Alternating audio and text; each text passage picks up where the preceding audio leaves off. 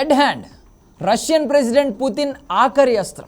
రష్యాపై ఏ దేశమైనా అణ్వాయుధాలతో దాడి చేస్తే ప్రపంచంలో ఉన్న తన శత్రు దేశాలన్నింటినీ ఒకే ఒక్క బటన్తో నాశనం చేసే న్యూక్లియర్ వ్యవస్థ ఇది తెలిసి కూడా రష్యాను అణ్వస్త్రాలతో అడ్డుకోవాలని ప్రతిపాదన చేస్తే, ఆ ప్రతిపాదనకు మెజారిటీ దేశాలు మద్దతుగా నిలిస్తే 3 ఏళ్ల ఉక్రెయిన్ రష్యా యుద్ధాన్ని అణుయుద్ధంగా మార్చబోతోంది అలాంటి ఓ డేంజరస్ ప్రతిపాదనే.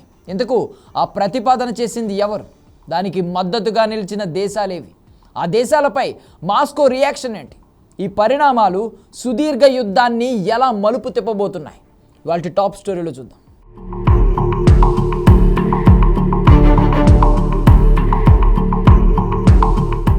జెలెన్స్కీపై ఇటీవల అమెరికన్ కాంగ్రెస్లో ట్రంప్ సానుకూల వ్యాఖ్యలు చేశారు. ఉక్రెయిన్ ప్రెసిడెంట్ తనకు లేఖ రాశారని, శాంతి ఒప్పందానికి ఆయన సిద్ధంగా ఉన్నారని, త్వరలోనే ఉక్రెయిన్ రష్యా యుద్ధానికి ముగింపు పలుకుతామని ప్రకటించారు.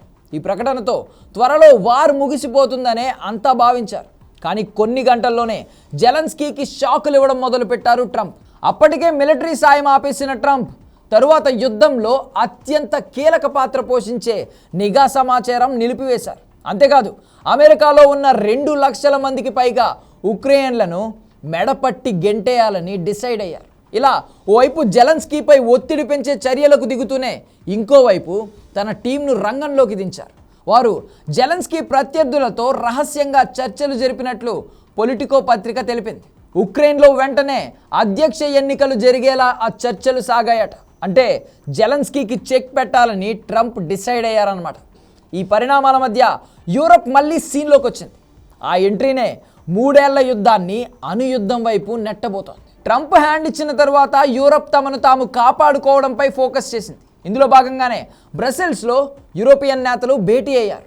ఆ భేటీలో రష్యాతో యూరప్కు పెనుముప్పు పొంచి ఉందని ఫ్రాన్స్ అధ్యక్షుడు మాక్రాన్ పేర్కొన్నారు. క్రెమ్లిన్ తన బడ్జెట్లో 40% నిధులను రక్షణపైనే ఖర్చు పెడుతోందని, ఈ పరిస్థితుల్లో ప్రేక్షకుడిగా ఉండడం పిచ్చితనమే అవుతుందన్నారు. అప్పుడే న్యూక్లియర్ బ్లాస్టింగ్ లాంటి కామెంట్లు చేశారు. తన దగ్గరున్న అణ్వస్త్రాలతో యూరప్ని రక్షించడానికి సిద్ధమన్నారు. ఉక్రెయిన్ భద్రత కోసం రష్యాను బెదిరించేందుకు అవసరమైతే తమ అణు ఆయుధాలని వాడేందుకు సిద్ధంగా ఉన్నామని ప్రకటించారు.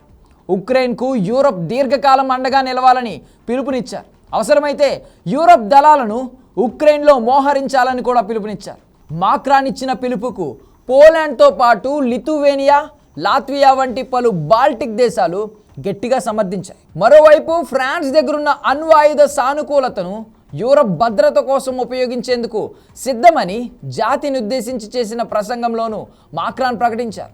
దీనిపై లోతుగా చర్చ జరగాలని EU భేటీలో ఆయన పునరుద్ఘాటించారు. విచిత్రం ఏంటంటే యూరోపియన్ యూనియన్లో అణ్వాయుధాలు ఉన్న ఒకే ఒక్క దేశం ఫ్రాన్స్ మాత్రమే. మిగిలిన ఏ దేశం దగ్గర న్యూక్లియర్ వెపన్స్ లేవు. ఈ క్రమంలోనే రష్యా నుంచి ప్రతిస్పందన వచ్చింది. మాక్రాన్ ప్రతిపాదన అత్యంత ప్రమాదకరమైనదని క్రెమ్లిన్ అధికార ప్రతినిధి పెస్కోవా అన్నారు. శాంతి ప్రయత్నాలకు బదులు యుద్ధానికే ఫ్రాన్స్ మొగ్గు చూపుతుందని, ఉక్రెయిన్తో తమ యుద్ధం కొనసాగాలనే ఆలోచిస్తుంది అన్నారు.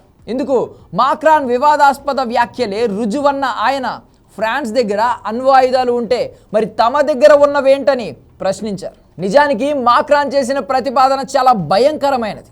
రష్యా దగ్గర అణ్వస్త్రాలు లేకపోతే మాక్రాన్ ప్రతిపాదన వర్కౌట్ అయ్యే అవకాశాలున్నాయి. కానీ ప్రపంచంలోనే అత్యధికంగా అణ్వాయుధాలు ఉన్నది రష్యా దగ్గర మాత్రమే. మాస్కో దగ్గర 5889 అణ్వస్త్రాలుంటే అమెరికా దగ్గర 5244 న్యూక్లియర్ వెపన్స్ ఉన్నాయి. ఇక ఉక్రెయిన్కు అనుమతిస్తానని చెబుతున్న ఫ్రాన్స్ దగ్గర కేవలం 290 మాత్రమే ఉన్నాయి. అలాంటిది వాటిని ఉక్రెయిన్కు మద్దతుగా ఉపయోగిస్తామని చెప్పడం హాస్యాస్పదం కాక ఇంకేంటి? పుతిన్ చాలా కాలంగా తనకు తిక్కరేగితే యూరప్ దేశాలపైన అణుదాడి చేస్తానని హెచ్చరిస్తూనే ఉన్నాడు. ఇలాంటి సమయంలో పని కట్టుకుని అణు ప్రస్తావనలు చేయడం, దానికి యూరప్ దేశాలు జబ్బలు చరుచుకోవడం అంత మంచి పరిణామాలు కావు. పైగా రష్యా దగ్గర మోస్ట్ డేంజరస్ డెడ్ హ్యాండ్ ఉంది. రష్యాపై అణుదాడి జరిగితే ఎవరి ఆదేశాలు లేకపోయినా డెడ్ హ్యాండ్ ప్రపంచాన్ని మొత్తాన్ని నాశనం చేసేస్తుంది. ఇవన్నీ తెలిసి కూడా పుతిన్ని బెదిరించాలనుకోవడం విచిత్రమే.